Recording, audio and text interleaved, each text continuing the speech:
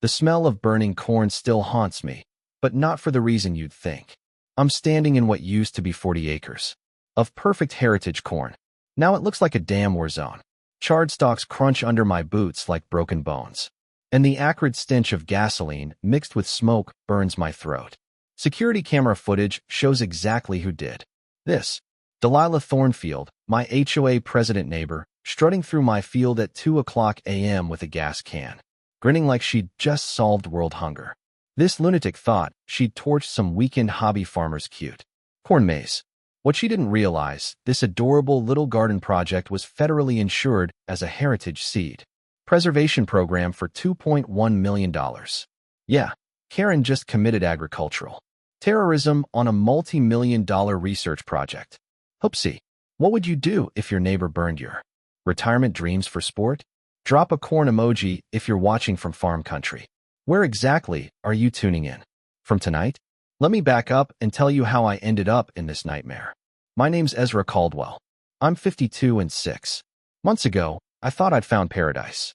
My eccentric Uncle Silos left me 47 acres of prime Iowa farmland. The kind of black soil so rich it practically glows in moonlight. Earth that smells like rain and infinite possibility.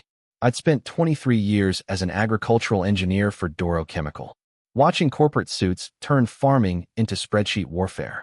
Endless meetings in sterile conference rooms that reread of burnt coffee and shattered dreams. When my patent lawsuit settlement came through, let's just say, it was enough to tell those bean counters exactly where they could plant their quarterly projections. My wife, Nora, a librarian who'd grown tired of suburban book clubs discussing 50 Shades of absolutely nothing, jumped at the chance to escape Chicago's concrete prison. Our teenage daughter, Iris, rolled her eyes, but secretly loved having 47 acres where her TikTok videos wouldn't scandalize the neighbors. Uncle Silas had left behind treasure disguised as old man hoarding. His farmhouse was crammed with leather-bound journals that smelled like pipe tobacco and decades of accumulated wisdom, documenting 12 rare corn varieties he'd been preserving since the Carter administration. Cherokee purple flint, painted mountain, glass gem varieties with kernels that sparkled like scattered rainbow jewelry. Genetics most people assumed were better than disco. When I contacted Dr. Rachel Yamamoto at the University of Iowa Agricultural Extension, her excitement practically vibrated through the phone lines.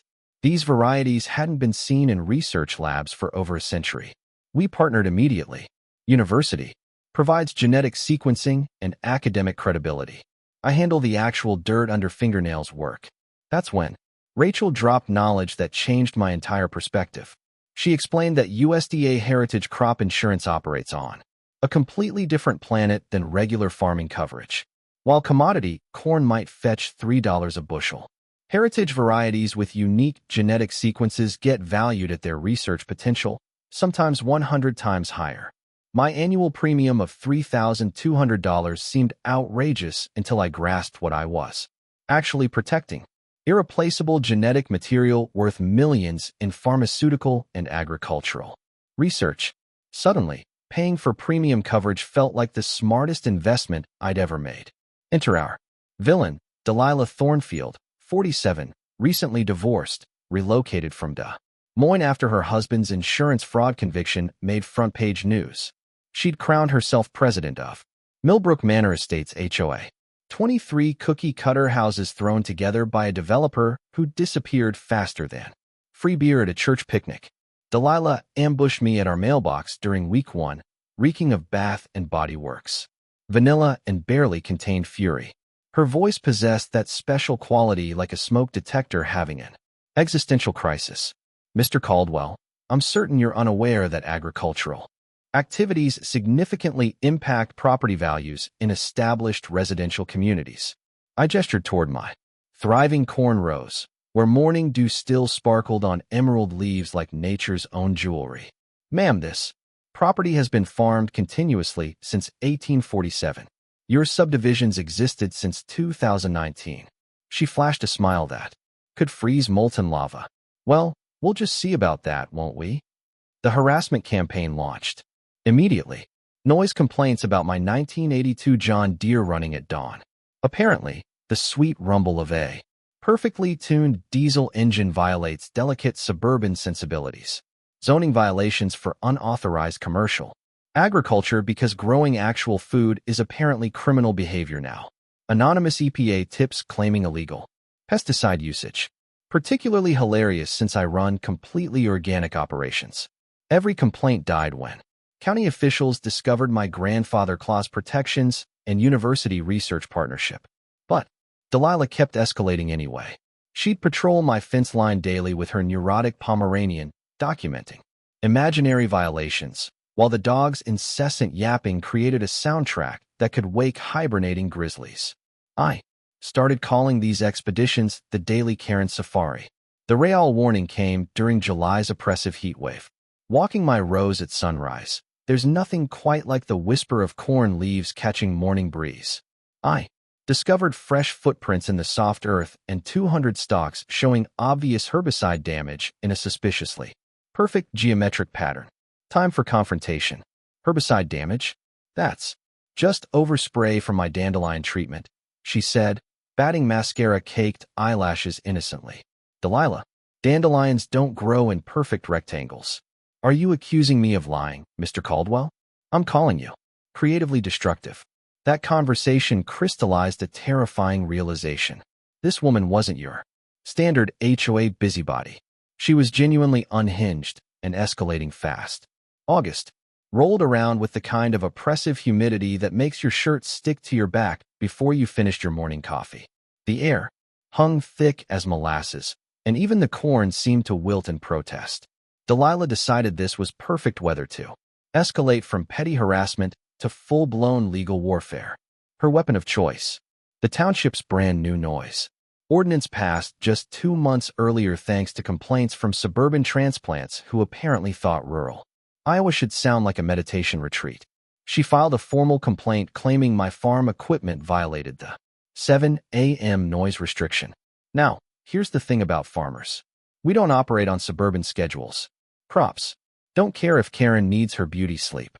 I'd been running my 1982 John Deere from 6:30 to 7 every morning, finishing exactly when the ordinance kicked in. Legalist sunshine on Sunday. But Delilah had done her homework with the obsessive dedication of someone who collects cats and grudges. She'd been secretly recording my equipment with some fancy decibel meter app, creating what she grandly called expert acoustic analysis. The woman actually submitted a 40-page report to the township compliance officer, who happened to be her cousin Garrett, a detail that should have raised more red flags than a Soviet parade. Garrett showed up at my door Thursday morning, sweating through his polyester uniform like a Christmas ham and wielding a clipboard like it contained the 10 Commandments. Mr. Caldwell, we've received multiple noise complaints. Daily fines start at $500. I poured myself another cup of coffee, the real stuff that could resurrect roadkill, and smiled. Garrett, you might want to check Iowa's right to farm statutes before you start threatening farmers who've been farming since before your grandmother was born. His confident expression cracked like cheap paint. What statutes? Time for some education. I'd spent considerable time researching agricultural protection laws after Delilah's first harassment campaign, diving into legal codes with the same intensity one once applied to chemical patents. Iowa Code, Chapter 3, 152 specifically protects agricultural operations established before residential development from noise complaints and nuisance lawsuits. My operation predated her precious subdivision by 72 years. The law was designed exactly for situations like this, preventing suburban sprawl from bulldozing established farms into HOA compliance. Agricultural operations with grandfather status get noise exemptions, I explained, watching Garrett scribble notes frantically like a student cramming for finals. You can't find farmers for farming on farmland that was farmed before your complainant was even a gleam in her daddy's eye. But here's where the plot thickened like cornstarch in gravy. While researching property boundaries for my legal defense, I discovered something Delilah had spectacularly overlooked in her rush to suburban domination. Her decorative fence, that white vinyl monstrosity she'd installed to maintain property aesthetics, encroached 3 feet onto my land.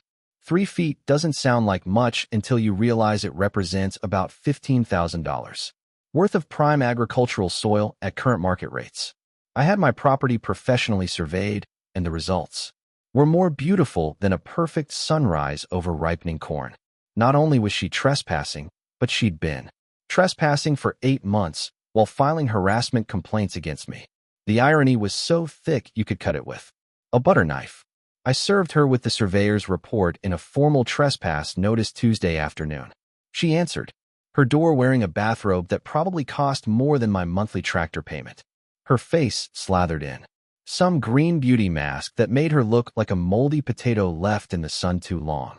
What's this supposed to mean? She demanded, waving the legal papers like they were contaminated. Your fence is on my property. You've got 30 days to move it. The shriek that erupted could have called hogs from 3 counties over. That's absolutely impossible. I had this property professionally surveyed. By who?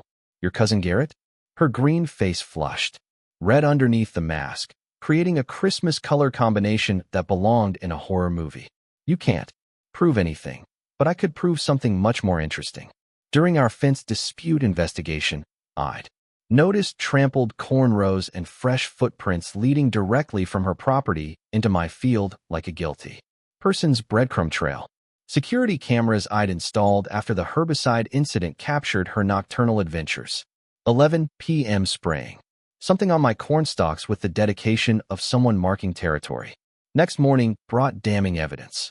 200 more stalks showing herbicide damage in a pattern that spelled out move when viewed from her upstairs window. Subtle as a train wreck. I confronted her that afternoon, finding her watering petunias with the nervous intensity of Lady Macbeth, scrubbing bloodstains. Delilah, we need to discuss your midnight gardening habits. I have absolutely no idea what you're talking about, but her voice climbed higher than a soprano hitting a bad note. Security footage suggests otherwise. $800 worth of heritage seeds destroyed. Small claims courts looking mighty attractive right now. That's when she made her biggest tactical error. Instead of retreating, she launched a nuclear option. Filed a harassment complaint with the sheriff's office, claiming I'd been menacing her with farm implements and threatening violence with agricultural equipment.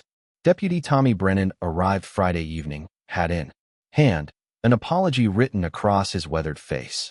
Tommy grew up on a corn farm 20 m south. He knew the difference between a farmer conducting business and actual threats. Ezra, I got to ask about these harassment allegations. His tone suggested he was going through bureaucratic motions. I showed him the herbicide damage, the trespass evidence, and the security footage. Tommy whistled low, the sound mixing with crickets, beginning their twilight serenade. She's got some serious brass. I'll give her that. Filing false reports is a misdemeanor in this county. What's your recommendation, deputy? Document everything. This lady's escalating fast, and desperate people make monumentally stupid decisions. Prophetic words. As Tommy's patrol car crunched down my gravel driveway, tail lights disappearing into gathering dusk, I spotted Delilah's silhouette in her upstairs window. Phone pressed to her ear, gestures animated and furious. She was already plotting her next assault. The sweet evening air carried the scent of ripening corn and approaching trouble. September arrived with the kind of crisp mornings that make you believe in fresh starts. Air so clean it practically sparkled, corn stalks rustling their secrets in the early breeze. But Delilah had other plans, brewing in her suburban laboratory of spite. Having lost the noise ordinance battle and discovered her fence was basically an expensive confession of trespassing, she switched tactics to something more insidious, death by a thousand paper cuts. The woman had apparently attended the University of Bureaucratic Warfare and graduated summa cum laude. Anonymous complaints started flooding government offices like a biblical plague. EPA complaint about unregulated pesticide use. Completely fabricated since I run organic operations cleaner than a hospital. Operating room. OSHA complaint about unsafe grain storage practices. Hilarious considering my storage bins met standards that would make NASA engineers weep with envy. State revenue complaint about unreported commercial agricultural income because apparently growing food automatically makes you Al Capone. Each complaint triggered mandatory inspections that devoured my time like a hungry combine harvester. Federal inspectors trooped through my Fields with the enthusiasm of tax auditors, clipboards multiplying like rabbits, measuring everything twice and documenting it 4 times. The paperwork alone could have supplied a small library. But here's where Delilah's cleverness backfired more spectacularly than a defective firework. During my corporate days, I'd learned something invaluable. Bureaucrats document everything, including digital breadcrumbs that lead straight back to complainants. Government agencies are required to preserve electronic records, including IP addresses and submission timestamps, making false reporting easier to trace than muddy footprints on clean linoleum. I filed Freedom of Information Act requests for the complaint origins, and the results were more satisfying than finding money in winter coat pockets. Every single anonymous complaint traced back to the same IP address, Delilah's home internet connection. She'd been cosplaying as an entire neighborhood of concerned citizens using fake names like Worried Resident Martha Johnson and environmental advocate Robert Smith, borrowing addresses from vacant houses. Like some kind of suburban identity thief, the woman had created a fictional army of outraged residents, all suspiciously sharing her writing style and her creative approach to agricultural terminology. Apparently, pesticides and environmental hazards were her literary signatures. I compiled the digital evidence with the methodical precision of someone who'd spent decades documenting chemical processes, timestamps, IP addresses, metadata from uploaded photos. It painted a masterpiece of systematic harassment that would make any prosecutor's day. Armed with this evidence, I strolled into the sheriff's office Tuesday morning, finding Deputy Tommy nursing coffee strong enough to wake hibernating bears and looking like paperwork was his personal nemesis. Got another harassment complaint for you, Tommy. This one's got federal seasoning. His eyebrows shot up like startled roosters. Federal filing. False reports to federal agencies crosses some serious lines. EPA investigators don't appreciate suburban busybodies wasting taxpayer resources on personal vendettas. But the universe's sense of irony wasn't finished. During the OSHA inspection, which I passed with colors so flying they needed air traffic control, Inspector Carl Hendrick made an observation that changed my entire trajectory. Carl, a veteran farmer turned safety expert, was examining my heritage corn varieties when his expression shifted from bureaucratic boredom to genuine excitement. Mr. Caldwell, these varieties are absolutely exceptional. You ever consider federal agricultural grants? Grants? Carl explained that rare seed preservation projects qualified for substantial federal funding through USDA's Agricultural Research Service. Heritage varieties like mine could generate $50,000 annually for seed banking, expansion, and genetic research. He connected me with Dr. Susan Chun, State Heritage Crop Coordinator, who practically vibrated with enthusiasm over my corn samples. The grant application process moved faster than small-town gossip. Within 2 weeks, I had preliminary approval for expanded research funding that would transform my hobby operation into a legitimate scientific powerhouse. The delicious irony, Delilah's harassment campaign had accidentally connected me with resources that would make my farm absolutely bulletproof. This development sent Delilah into a meltdown visible from low Earth orbit. Township gossip travels faster than internet rumors, and news of grant money reached her ears within hours. She materialized at the next township board meeting, looking like she'd been electrocuted while eating sour grapes. I demand an immediate investigation into Ezra Caldwell's fraudulent subsidy farming scheme. She proclaimed to the assembled crowd of 12 residents and 1 sleeping bloodhound. The board members, farmers, and rural business owners who understood legitimate agriculture from actual fraud listened politely while she ranted about taxpayer-funded hobby farming and exploitation of federal resources. Her voice achieved that special frequency that makes dogs howl and babies cry. I calmly presented my university partnership documents, research protocols, and grant materials. The contrast was stark. Professional, scientific documentation versus unhinged suburban conspiracy theories delivered at maximum volume. Board President Jim Morrison, farming since the Nixon administration, actually chuckled when Delilah accused me of defrauding hardworking Americans. Ma'am, preserving agricultural heritage is precisely what these programs were designed for. Mr. Caldwell's conducting important scientific work. The meeting concluded with official board support for my research project and gentle suggestions that Delilah might redirect her civic energy toward more constructive community involvement. Diplomatic translation: please sit down and be quiet. But Delilah wasn't surrendering. As the meeting dispersed into the humid September darkness, she cornered me near the gravel parking lot, her cloying perfume mixing with fresh-cut grass in a combination that violated several Geneva Convention articles.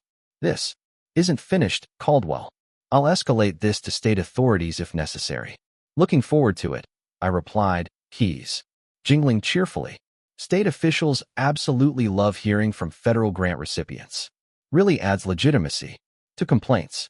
The look she fired at me could have soured fresh cream, but something else lurked behind her fury. Cold calculation mixed with desperate determination, driving home under stars that had witnessed this land produce corn since before America was America. I couldn't escape the feeling that Delilah's next move would make everything else look like amateur hour. The night air carried the sweet scent of ripening corn and approaching catastrophe. October brought the kind of weather that makes Iowa famous. Golden sunshine warming your face while crisp air nips at your ears. The perfect backdrop for what should have been harvest season bliss. Instead, Delilah decided to weaponize real estate against me with the subtlety of a sledgehammer to the skull. She'd hired what she generously called a property assessor, her unlicensed cousin Randy from Cedar Rapids, whose previous career highlights included selling insurance door-to-door and getting fired from a car dealership for creative accounting. Randy showed up in a rusty pickup truck that leaked more oil than the Exxon Valdez, armed with a clipboard and enough confidence to convince himself he knew what he was doing. His professional assessment concluded that my corn farming operation reduced nearby property values by 23%. The report looked impressive until you realized it was written in Comic Sans font and included a section about agricultural odors negatively impacting suburban tranquility. Apparently, the smell of healthy soil and growing corn was now considered a public nuisance. Delilah distributed copies to every neighbor within a 5 m radius, emphasizing how my commercial farming operation was destroying their retirement investments. She organized something called the Millbrook Property Owners Coalition, which sounds impressive until you realize it consisted of 8 households, 3 cats, and Ree's questionable expertise. The coalition threatened a class action lawsuit for agricultural nuisance, claiming my heritage corn project constituted an industrial farming operation that violated the area's residential character. The legal papers arrived via certified mail with the kind of official formatting that intimidates people who don't read the fine print. Time for some professional counterintelligence. I commissioned a legitimate property assessment from Henderson and Associates, a licensed firm that actually knew the difference between agricultural enhancement and property devaluation. Their report was more thorough than a federal investigation and twice as damning to Delilah's narrative. According to actual real estate professionals, agricultural heritage properties increase rural property values by 12 to 18%. Buyers pay premium prices for land with established farming operations, especially those involved in university research partnerships. My operation wasn't destroying property values. It was enhancing them like a vintage wine improves with age. But the real bombshell came when I investigated Ree's credentials. A quick internet search revealed that Delilah's professional assessor had been convicted of real estate fraud in 2019, sentenced to 2 years probation, and permanently barred from conducting property assessments in Iowa.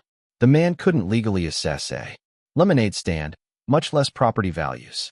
Meanwhile, my wife Nora had been conducting her own investigation with the methodical precision of a research librarian who discovered a fascinating mystery.